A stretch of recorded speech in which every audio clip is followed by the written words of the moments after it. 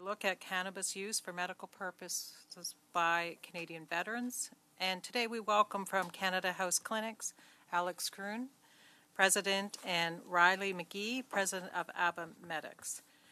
Gentlemen, you have the floor, and then we'll follow with questions from senators. Thank you very much, Madam Chair and other honourable senators, for the opportunity to speak on medical cannabis for veterans and first responders. I am Alex Kroon, President of Canada House Clinics, which was until recently known as Marijuana for Trauma. We were founded in 2013 by veterans who discovered that medical cannabis transformed their lives after years of struggling with conventional pharmaceutical treatment of combat PTSD. This is a joint statement with Riley McGee, who himself is a veteran, who as a combat engineer suffered from PTSD. He currently is president of our sister division, Abba Medix, that is a licensed producer of medical cannabis and previously ran our clinics. We currently provide active cannabinoid therapy to over 5,100 Canadians, including over 2,300 veterans, and we've got over 12,000 patients in our database.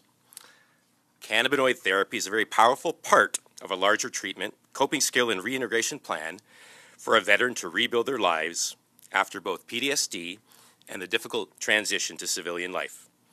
Our veterans report that cannabis better manages their symptoms and quality of life than pharmaceutical treatments and decreases dependence on unhealthy coping tactics. We support increased research into cannabis, our endocannabinoid system, and why cannabis works. We commend Veterans Affairs Canada for taking a global leadership position in providing paid access for medical cannabis, and I'm proud that our company and its founders were part of the activist movement to encourage that. This committee has heard a variety of opinions. It's almost like cannabis and PTSD are not simple. Cannabis is definitely not simple. To be used properly as medicine requires expert guidance. A certain cannabinoid profile of a particular strain can be very effective in dealing with anxiety. A different profile of a different strain can make anxiety much worse. If you study a group of people who are being expertly treated with cannabinoid therapy, we're confident the research will reflect the positive outcomes we see every day.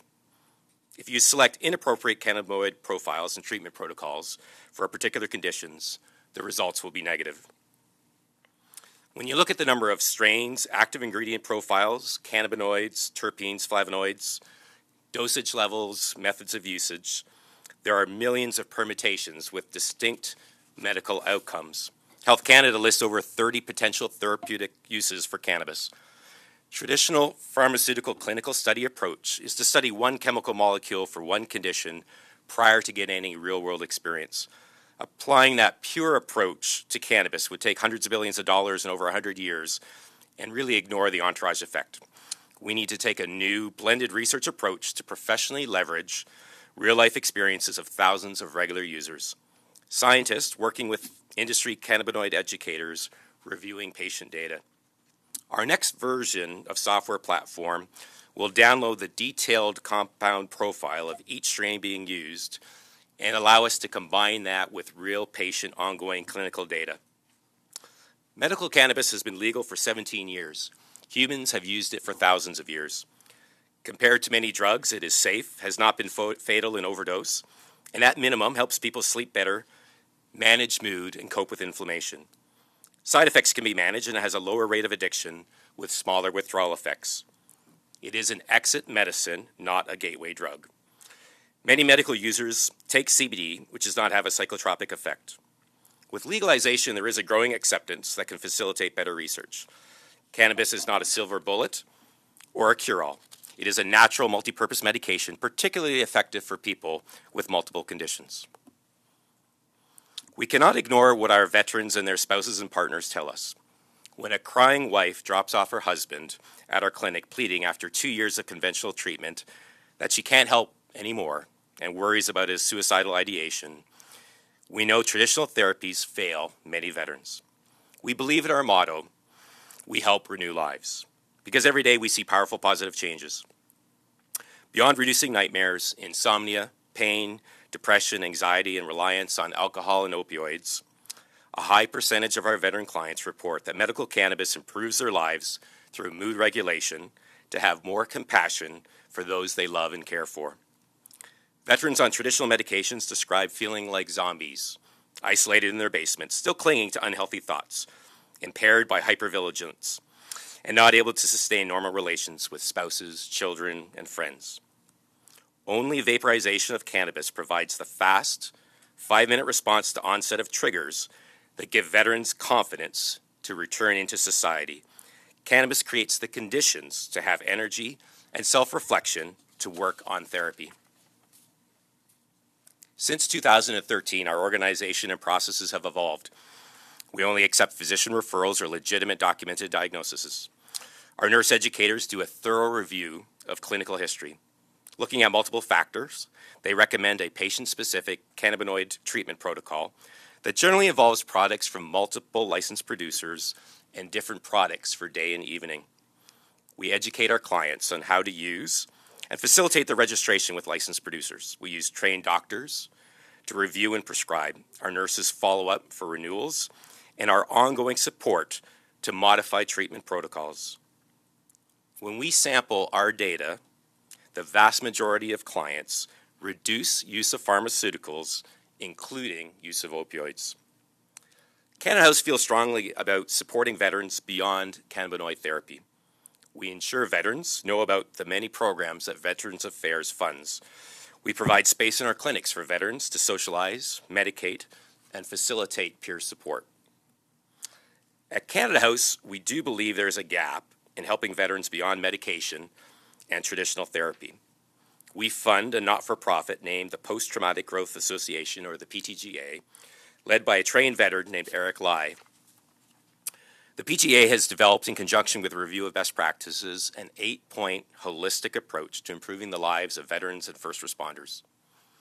Localized and veteran-led organic not-for-profits could better relate to veterans and successfully introduce strategies like music, yoga, and meditation therapies, and provide life and health skills necessary to thrive outside of the military.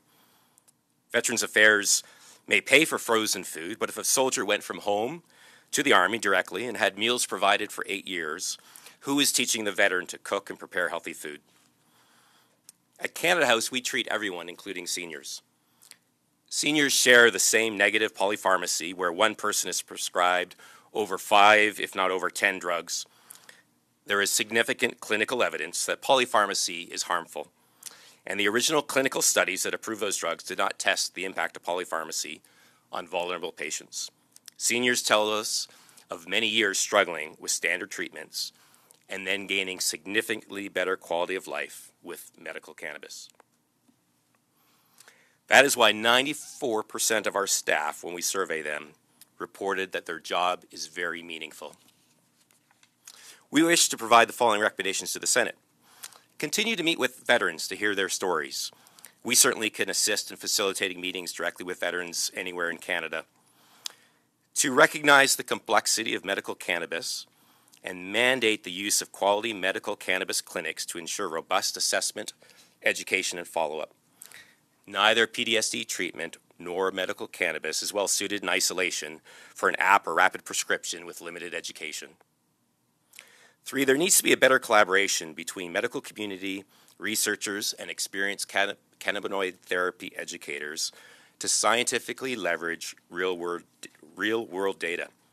We're open to collaboration, and we've started a partnership with the University of New Brunswick.